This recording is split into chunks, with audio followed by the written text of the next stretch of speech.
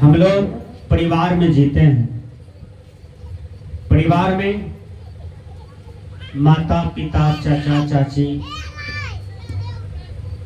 बड़ा बाऊ, बड़ी माँ, भाई बहन सब रहते हैं।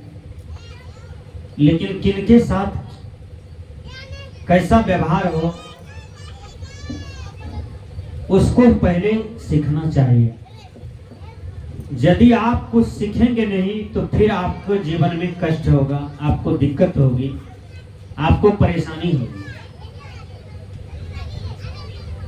यदि हम बच्चा को जन्म दिए हैं तो उस बच्चे को सबसे बढ़िया है कि पहले बढ़िया से उसको पोषण कीजिए, यानी पालिए। जब वो बच्चा कुछ समझने बुझने लगे तो उसको सबसे सुंदर शिष्टाचार दीजिए। पहले झुकने के लिए, उसको प्रणाम करने के लिए बोलिए, जय गुरु सिखाइए, साहेब बंदगी सिखाइए, दंडवत प्रणाम सिखाइए। सबसे प्रथम सीख उनका ये दीजिए कि वो किसी के चरणों में झुके। जब बच्चा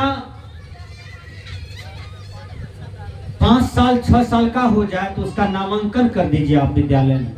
उससे पहले 6 साल के अंदर में बच्चा देखिएगा कि एक भाषा सीख जाता है। बोलिए, वो भाषा जो बोल रहा है बच्चा, वह कौन सी विद्यालय में सीखा है? किसी विद्यालय में पढ़ने गया है? नहीं गया है, क्योंकि वो अभी 5 साल का है। तो 5 साल में बच्चा क ख ग घ अंग पकड़ता है ना। तो वह कौन सी विद्यालय में एक भाषा सीख गया जो सबके साथ वो बोल लेता है, चाहे वो मैथिली हो, ठेठी हो, हिंदी हो।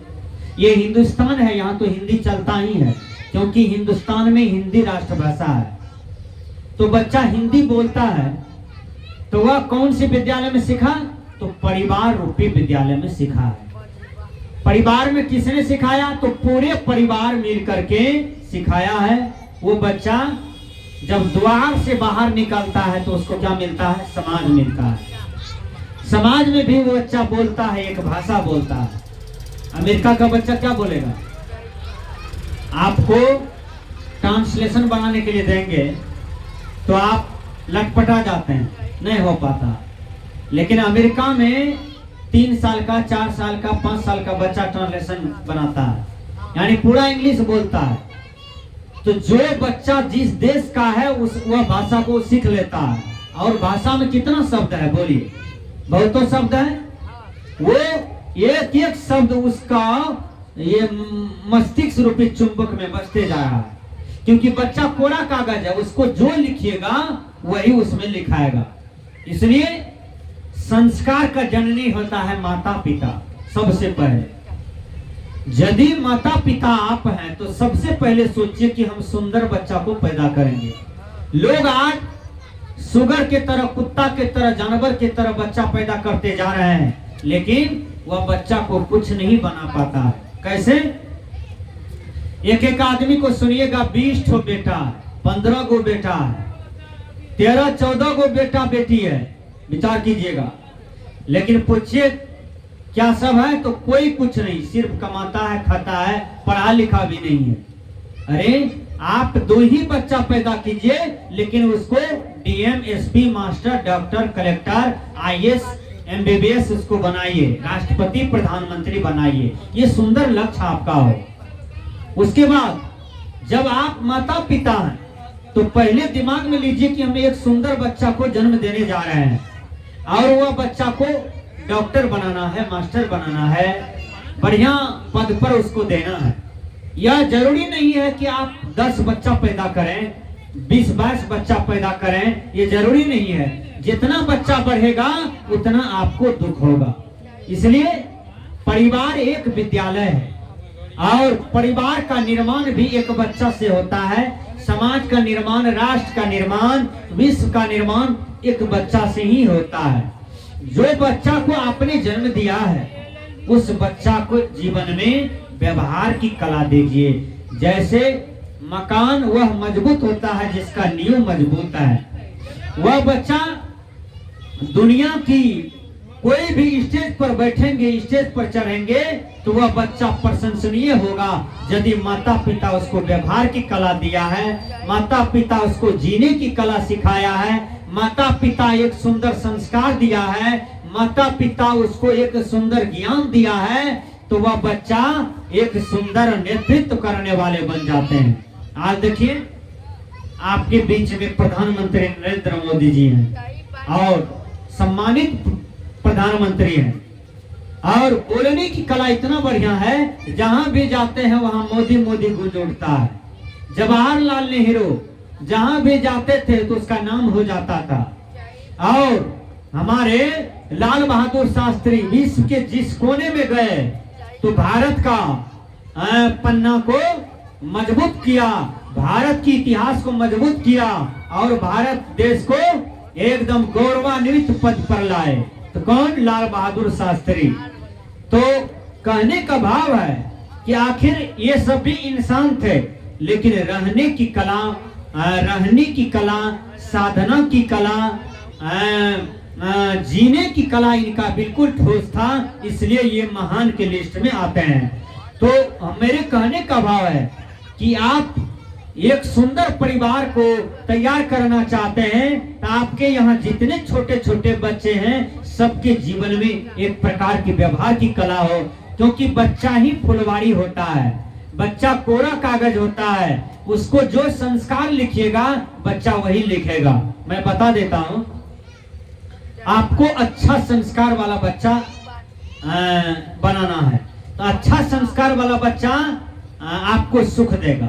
कहीं बच्चा गलत संस्कार में पड़ गया तो वो बच्चा जवान होगा, बूढ़ा तक भी आपको टेंशन देगा, दुख देगा। इसलिए बच्चा को संस्कार दीजिए, किनके साथ क्या बोलें, किनके साथ कहाँ बैठें, किनके साथ कैसा चलें, कहाँ बैठें, कहाँ खड़ा रहें, कहाँ झुकें, कहाँ नहीं झुकें, कहाँ जाए कहाँ नहीं जाए, क्या खाएं क्या पिए, ये सबकी जानकारी बच्चा के जीवन में हो, इसी को अच्छा संस्कार, इसी को अच्छा शिष्टाचार कहते हैं। आइए मैं एक कथा कह देता हूँ इस पर। अकबर चले गए बीरबल के यहाँ, तो बीरबल को 4-5 बच्चा था, तो बीरबल भी अकबर के साथ में आए। तो अकबर साहब तो राजा थे, राजा को तो राजा वाला दिमाग होता है, तो अकबर बैठ गए कुर्सी पर, बीरबल गए अंदर। बीरबल का बच्चा आपस में लड़ाई झगड़ा कर रहा था, गाली गलौज दे रहा था, उठा पटक कर रहा था, आपसे में सामान घर में छिड़िया रहा था, सामान फेंक रहा था। एक भी बच्चा दौड़ करके नहीं आया प्रणाम करने के लिए। देखिए, तो अकबर समझ गए कि बिल्कुल संस्कारहीन है, और अकबर कुछ नहीं बोले। बीरबल को बोले कि तुम मेरे यहाँ चलो, मुझे भी छोटा छोटा बच्चा है, तुम मेरे यहाँ चलो और तुमसे काम है। बीरबल को ले गए, और जो मेन रूम में उसको रानी था, बाल बच्चा था, वहां पर बीरबल को भी कुर्सी लगाया। तो अकबर का बच्चा दौड़ करके आए और बीरबल को प्रणाम कर लिया। एक बच्चा दौड़ करके गया, गिलास चला करके पानी दिया, और सभी बच्चा बिल्कुल शांति भाव से खड़े थे, शांत मुद्रा में, और कोई कुछ नहीं बोल रहे थे। तो राजा साहब कहते हैं, बेटा पढ़ने का वक्त हो गया, पढ़ने के लिए चले जाओ। सभी बच्चा गए और शांति पूर्वक पढ़ने लगे। तो ये संस्कार किसने दिया है? आखिर राजा का बेटा राजा, तो राजा वाला संस्कार दीजिए ना बच्चा को। आप ऐसा बच्चा जन्म दिए हैं कि ट्रक लूटता है, अभी बलात्कार की घटना बढ़ गया है। देखिए, लोग जानवर से भी ज्यादा गिर गया। जैसे बच्चा गाय बच्चा को जन्म दिया, वो बच्चा बढ़ गया तो वह गाय को पाल कर देती है। उसको ये ज्ञान नहीं कि मेरे माँ है, ये मेरा बहन है। ये मनुष्य इतना गिर गया पृथ्वी पर कि आज 8 बरस की बेटी को, 6 बरस की बेटी को पकड़ करके बलात्कार कर देता है, और ठोठा चाप के मार भी देता है, और उसको लाश को पचाने की फिक्र में रहता है। विचार कीजिए। कल मोबाइल में आया था, एक समाज में बहुत दर्दनाक घटना घटी, वो मोबाइल में आया। तो एक बच्ची लगभग 2 बजे के क्रम में, बहुत अमीर घराने की बच्ची थी, बगल में पूरे अमीर आदमी सभी रहते थे। वो बच्ची गई मेहंदी लाने के लिए बगल वाले के यहाँ, 1-2 घर छोड़ करके वहां मेहंदी का वृक्ष था, यानी पौधा था, मेहंदी गया लाने के लिए। माँ को बोली मम्मी शरबत बना के रखो, हम मेहंदी लेके आते हैं। तो उसका ग्राउंड था, दीवार था, दीवार के अंदर में कई फूल था, वही बीच में मेहंदी का पौधा था। बच्ची गई तोड़ने लगी, और वो बच्ची लगभग 10 बरस की है। बच्ची देखने में बिल्कुल हैंडसम है, और क्या किया, उसको नौकर पकड़ लिया दोनों हाथ और ले गए अंदर। अंदर में 4-5 उसका जो मालिक था 4-5 साथी से शराब पी रहा था। वो नौकर बच्ची को पकड़ के ले गया जबरदस्ती अंदर। मालिक शराब पी रहा था, सब कोई बैठ करके अपने साथी के साथ, नौकर मालिक जितने भी था, उस बच्चा को एकांत रूम में पकड़ करके ले गया। 5-7 मिल करके उसको बलात्कार किया और करते करते मार दिया, और वो बहुत बड़ा हौदी खून करके उसको ढक दिया। देखिए, लेकिन पुलिस पता लगाते लगाते वो 5-7 दरिंदों को पकड़ लिया है, उसको जेल भेजेगा। ऐसे अत्याचारी को तो खड़ा करके गोली मार देना चाहिए, उसको दामाद बना करके जेल में नहीं रखना चाहिए। विचार कीजिए, खड़ा करके उसको गोली मार देना चाहिए, ताकि ये दरिंदा, ये समाज का कचरा फिर से पैदा न ले। याद कीजिएगा, क्योंकि वो 10 बरस की बेटी तरफ तरफ करके मर गई होगी, और उसको यदि मरी नहीं होगी तो ठोट चाप के मार दिया होगा कि लाश हम पचा देते हैं, कोई नहीं जानेगा। लेकिन याद रखना, कुकर्म कभी पछता नहीं है। तो ये नाना प्रकार जो समाज में घटना घट रहा है, राष्ट्र में घटना घट रहा है, क्यों घट रहा है? विचार कीजिए, इस घटना को अंजाम देने वाला कौन है? इस घटना को अंजाम देने वाला यही मनुष्य है। आज पशु नहीं बिग रहा है, पक्षी नहीं बिग रहा है, कीड़ा किरमिट नहीं बिग रहा है।